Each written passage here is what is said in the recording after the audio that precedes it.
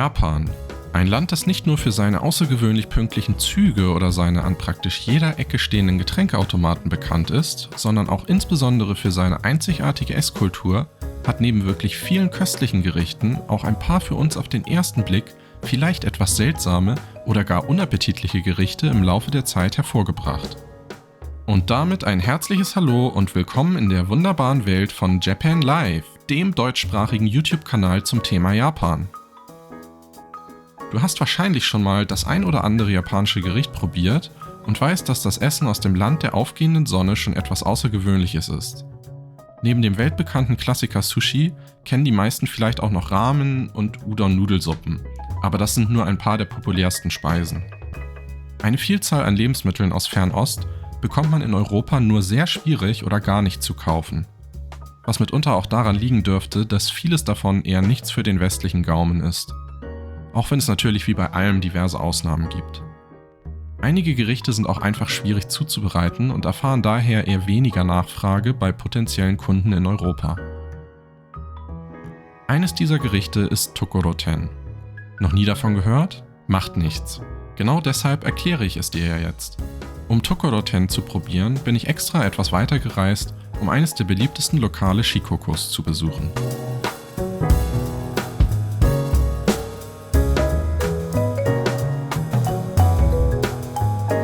Saisonales Essen ist eine der Grundlagen der japanischen Küche und der Sommer in Japan ist die Zeit, um erfrischende Tokoroten-Gelee-Nudeln zu genießen. Tokoroten ist eine Art traditionelles japanisches Nudelgericht, das in Japan seit über 1000 Jahren gegessen wird. Es wird aus Kanten, der Gelatine der einheimischen Algen namens Tengusa, hergestellt und besteht zu etwa 98% aus Wasser. Es ist kalorienarm, kohlehydratfrei und glutenfrei, aber auch reich an Ballaststoffen. Kein Wunder also, dass Tokoroten heute nicht nur als traditionelles japanisches Essen, sondern auch als gute, gesunde Alternative zu Nudeln oder Pasta so beliebt ist.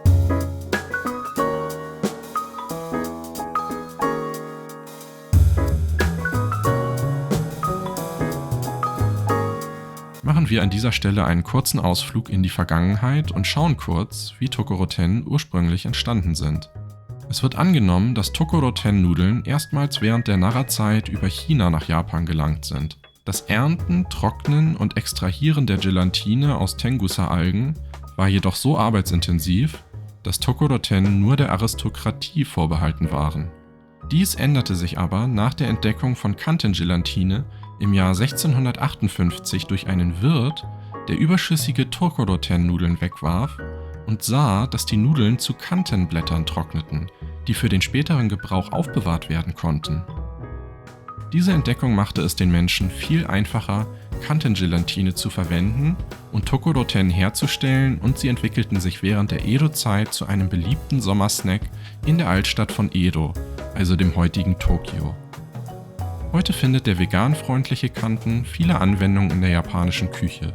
Von der Herstellung traditioneller Süßigkeiten, bekannt als Wagashi, bis hin zu Tokoroten-Nudeln im Sommer. Vielleicht hast du schon mal etwas auch von Agar-Agar gehört. Dieser Begriff wird im Deutschen als Synonym für verschiedene Arten von Gelatine auf Seetang-Basis verwendet und bezieht sich in Japan aber tatsächlich nur auf zwei verschiedene Arten von Gelatine: Agar und Kanten. Agar ist eine Art Gelatine, die aus verschiedenen Arten von Rotalgen hergestellt wird und eine wackelige, eher Gelee-artige Textur und ein weicheres Mundgefühl hat. Es wird in Japan häufig zur Herstellung von weichen Gelees und Desserts wie Pudding und Vanillepudding verwendet. Kanten hingegen ist eine festere Gelatine, die aus Tengusa, einer bestimmten Art von Rotalgen, oder Ogonori-Algen hergestellt wird. Es wird in pulverisierter oder fester Blockform verkauft und wird zur Herstellung von Tokoroten-Nudeln und Gelee-Bohnenpastensüßigkeiten verwendet. Klingt bis hierhin wahrscheinlich erstmal nicht so lecker, aber wir sind ja auch noch nicht ganz fertig. Auf die Nudeln kommt noch etwas drauf. Übliche Aromen und Beilagen für Tokoroten unterscheiden sich je nach Region. In der ostjapanischen Region Kanto sowie in Nagoya und Hiroshima werden Tokoroten-Nudeln typischerweise mit Reisessig und Sojasauce oder Reisessig, Sojasauce und Mirin, das ist süßer Reiswein, serviert. Nori-Algen, geröstete Sesamkörner und japanischer Senf können verwendet werden, um den erfrischenden Geschmack der Nudeln zu ergänzen. In der Kansai-Region im Westen Japans werden Tokoroten typischerweise mit Süßen belegen, wie Kuromitsu, das ist eine Art dunkler Sirup aus braunem Zucker, Kinako, das ist geröstetes Sojabohnenmehl und verschiedenen Früchten serviert. Es ist ein beliebter Sommergenuss, den man ohne schlechtes Gewissen genießen kann, denn die Nudeln können auch als diätische Alternative für kalorienreichere Pasta genossen werden.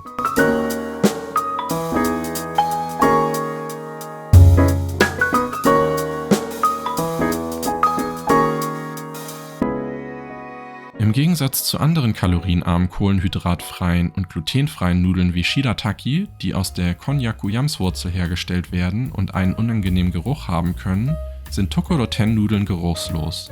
Es ist also auch eine gute Wahl für Leute, die strengen Geruch bei einigen Lebensmitteln eher nicht mögen.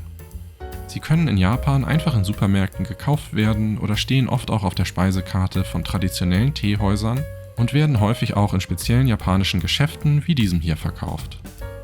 Also, wenn du diesen oder nächsten Sommer nicht nach Japan kommen kannst, dann versuche doch mal deine eigenen Tokoroten zu Hause zu machen. Das geht nämlich auch. Dafür brauchst du getrocknete Tengusa-Algen oder Kanten. Das kann beides online bestellt werden und ist eigentlich nicht allzu teuer. Du benötigst außerdem auch eine spezielle Tokoroten-Nudelpresse, die als Tentsuki bezeichnet wird. Sie hat die Form eines Blocks mit einer Öffnung auf der einen Seite zum Einlegen von Tokoroten-Gelatine und einem Gitter auf der anderen Seite zum Durchdrücken der Nudeln. Wenn du Kanten in Pulverform verwendest, löse es einfach in heißem Wasser auf und lasse es zu festem Tokoroten abkühlen. Wenn du getrocknete Tengusa verwendest, koche die Algen in Wasser und etwas Essig, bis die Flüssigkeit mit Gelatine eindickt. Die Algen durch ein Käsetuch abseihen und die flüssige Gelatine abkühlen lassen. Anschließend kannst du die Flüssigkeit in Formen gießen, damit die Tokoroten zu großen rechteckigen Stücken werden. Nimm dann ein Stück des erstarrten Tokorotens und lege es in die Tentsuki-Nudelpresse, indem du die Stange nach unten drückst, bis die Nudeln aus dem Gitterende herauskommen, und dann bist du auch schon fertig. Nur noch mit Gewürzen deiner Wahl garnieren und du kannst Tokoroten wie in Japan genießen. Mein Tipp? Einfach nur mit etwas Sojasauce und ein klein wenig scharfen Senf würzen.